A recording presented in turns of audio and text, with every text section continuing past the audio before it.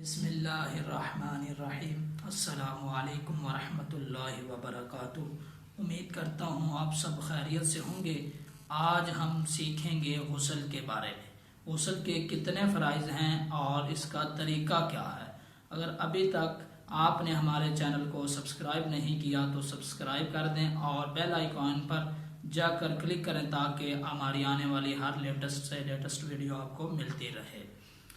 اللہ رب العزت قرآن مجید فرقان حمید میں غسل کے بارے میں کیا فرما رہا ہے، سب سے پہلے ہم وہ آیت مبارکہ آپ کے سامنے پڑھتے ہیں۔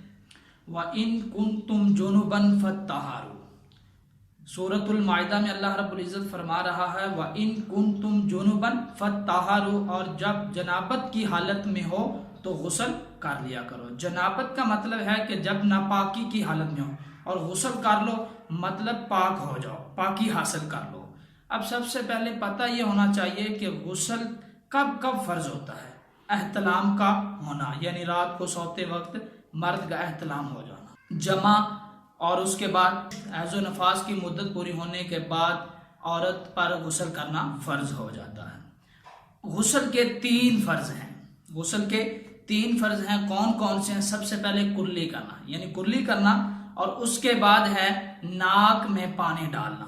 نمبر 3 پر ہے پورے سر پر، پورے جسم پر پانی بہانا تاکہ ایک بھی بال خشک نہ رہ جائے۔ اور یاد رہے کہ پورے جسم میں ایک بال برابر بھی جگہ خشک رہ گئی تو ہمارا غسل نہیں ہوگا، اور آپ نے ناپاکی سے ابھی تک آپ نے پاکی حاصل نہیں کی۔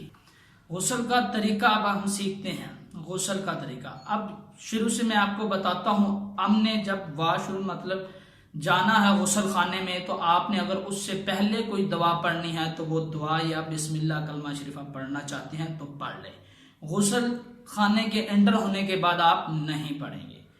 آپ اپنے تمام تر جو لباس ہوگا اتارنے کے بعد آپ اتنا تک پہلے دائیں ہاتھ کو اور بائیں ہاتھ کو دھو لیں گے اچھے طریقے سے، اور پھر استنجے کی حاجت ہو یا نہ ہو استنجا کر لیں گے۔ اور اس کے بعد اگر آپ کے جسم پر کوئی ایسی چیز لگی ہو کہ جس سے آپ کو یہ شک ہو کہ یہ ناپاک ہے، تو اس ناپاکی کو دور کرنے کے لیے آپ اسے اچھی طرح اس جگہ سے پانی پھیریں گے تاکہ وہ اچھی طرح دھو لیں گے اس کو۔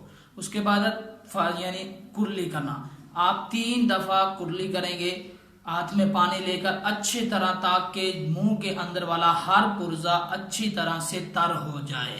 اور اس کی جگہ غرارہ، یعنی غرارہ آپ کر سکتے ہیں بشرط کہ آپ کو روزہ نہ ہو۔ روزے کی حالت میں آپ غرارہ کرنے سے پرہیز کریں گے، ورنہ حلق سے پانی نیچے بھی جا سکتا ہے۔ اس کے بعد نمبر 2 تھا ہمارے پاس، وہ تھا ناک میں پانی ڈالنا۔ ناک میں جب پانی ڈالیں گے تو یاد رہے کہ صرف ایسے نہیں کرنا، پانی کو ناک سے صرف مس نہیں کرنا، ٹچ نہیں کرنا، نہیں، بلکہ ناک کے یہ جو نرم ہڈی، جو سخت ہڈی ہے، اس سے پیچھے تمام تر پانی کو اندر کھینچنا ہے تاکہ یہ ناک کے اندر والے جو ہمارے بال ہیں یہ بھی اچھی طرح تر ہو جائیں۔ اس کے بعد پورا آپ چہرہ دھوں گے 3 دفعہ۔ چہرہ دھونے کے بعد اگر داڑھی ہے تو آپ ویسے جیسے وضو، یعنی پورا وضو کریں گے۔ وضو کرنے کے بعد پورا وضو کرنے کے بعد آپ داہنے، یہ جو ہمارا دائنا کندھا، پہلے 3 دفعہ اس پر پانی بہائیں گے اور پھر بائیں طرف 3 دفعہ پانی بہائیں گے۔ اس کے بعد آپ پورے جسم پر پانی بہائیں گے۔ اور یاد رہے سب سے بڑی بات میں اب آپ کو بتانے لگا ہوں، یہ جو ہمارے کان کے باہر بال ہوتے ہیں، یہ پیچھے والے، اور یہ جو کان کے اندر ہوتے ہیں، اگر ان میں بھی ہم نے یہ چھوٹی انگلی اچھی طرح نہ پھیری اور کوئی بال خشک رہ گیا تو یاد رہے غسل نہیں ہوگا۔ دونوں طرف یہی کام کریں گے، اور یہ جو ہماری یہ بھی بال اگر خشک نہیں ہونے چاہیے، آپ ادھر بھی احتیاطاً اپنا ہاتھ گیلا کر کے پھیر لیں گے۔ اور یہ جو ہمارے یہ بال ہیں، یہ اگر ان میں بھی کوئی خشک بال رہ جائے گا، آپ پانی لے کر احتیاطاً ان کو بھی اچھی طرح بھگو لیں اچھی طرح تاکہ کوئی بھی جسم کا بیرونی بال خشک نہ رہ جائے۔ اور اس کے بعد ہے جو ناف کا، یہ جو ناف کے اندر ہے سوراخ، اس میں بھی آپ یہ چھوٹی انگلی پھیریں گے احتیاطاً تاکہ اس کے باہر والے اور اندر والے بھی بال جو کہ جسم سے بیرونی ہیں وہ بھی اچھی طرح تر ہو جائیں، ان میں سے بھی کوئی بھی ایک بال خشک نہ رہ جائے۔ پورے جسم پر 3 دفعہ پانی بہانے کے بعد آپ اچھی طرح پورے جسم کے بالوں کو ہاتھ پھیر لیں تاکہ آپ کے جسم پر کوئی بھی بال خشک نہ رہ جائے۔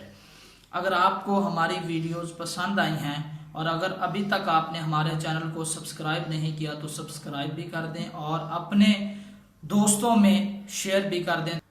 اللہ رب العزت کی بارگاہ میں دعا ہے کہ مولا کریم جو ہم نے سیکھا اس پر ہمیں عمل کرنے کی توفیق عطا فرمائے، اور اگر اس دوران مجھ سے جانتے ہوئے نہ جانتے ہوئے جو غلطی گستاخی ہوئی اللہ رب العزت اسے معاف فرمائے۔ دعا ہے رب ذوالجلال سے کہ وہ اسے قبول